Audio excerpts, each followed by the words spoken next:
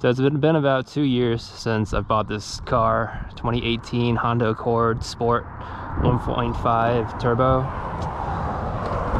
and I wanted to do a long-term review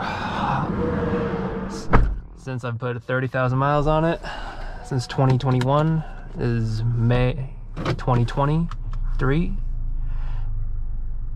Taking a drive to Tail of the Dragon, and just wanted to have some thoughts of how this car has been, what I've liked, what I've disliked, just a few casual thoughts.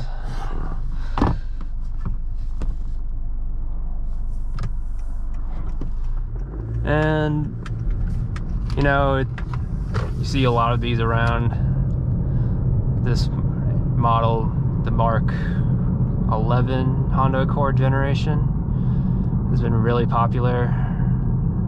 I think it looks great from the outside. The interior space is really nice. Every touch point seems very high quality, very nice materials used.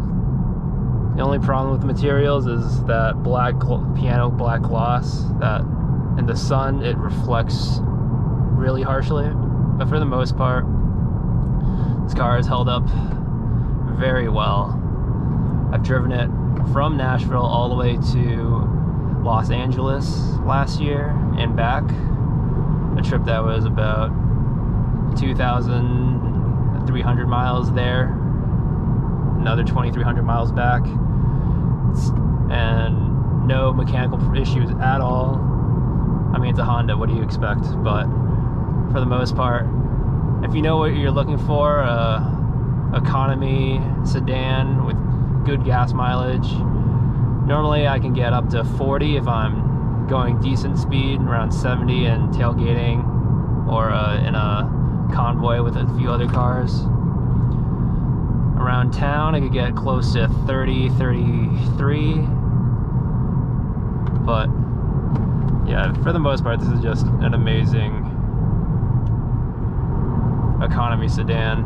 You know, it's not fast, it looks decent, but you know what you're getting when you're buying a Honda. So the biggest things I really like about this car is it comes with adaptive cruise control, which really helps on those long road trips. When you're driving, you know, 100 miles or 500 miles at a time, you don't really want to be dealing with having to actually drive. It actually has lane keep assist, so if you press this and you set it, you can see how far the car is in front of you, and then it'll catch up to a certain distance. So in the shortest distance, it's about 40 meters at 60 miles an hour. And the biggest problem with this is on the highway, 40 meters or 40 yards is just far enough for someone to come up and cut you off, so it'll constantly reset. So I only recommend doing this if you're the last person in the train. If you're the first person in the train, then you probably want to pull over if you're not going to go faster than everyone. But if you're the last person, then you don't really have to worry about people from the back cutting you off. So that's the biggest issue with that. A few other things that I really like about this car: the gas mileage is amazing. You get close to 40. The comfort, the seat is not as good as I would wish. Sometimes the bolstering is a little too soft. You can adjust the lumbar support, but it's still not amazing. So depending on your body, you probably want to test drive before you buy any car anyway. It's definitely not a performance car. It only has about 200 horsepower on this trim, the 1.5 turbo. The 2.0 turbo, I've heard, is very fast. You can pull, I think, close to 6 seconds 0 to 60. This one's closer to 7 something, but it still goes pretty fast, especially if you have a good stretch of road for it to stretch its feet. It has really good body control. My last car, the Subaru Legacy, had terrible body roll.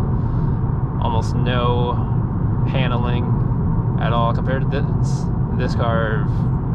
I'm gonna drive on the tail of the Dragon later, and I'm gonna show how agile it is. I'll probably be able to keep up with anything that isn't a Miata or something with a good purpose-built handling.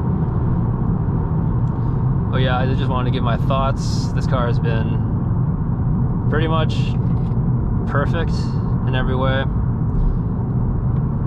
It's just a little slow. I'm gonna be picking up a track car in the future, but for daily driving, for commuting, you really can't complain. Look at that, I could just turn right into this without braking. Oh, these Tennessee roads are so good. But yeah, that's pretty much it. If you have any thoughts, if you have this car, let me know. If you want to help me support this channel, like and subscribe. That's about it. Thanks.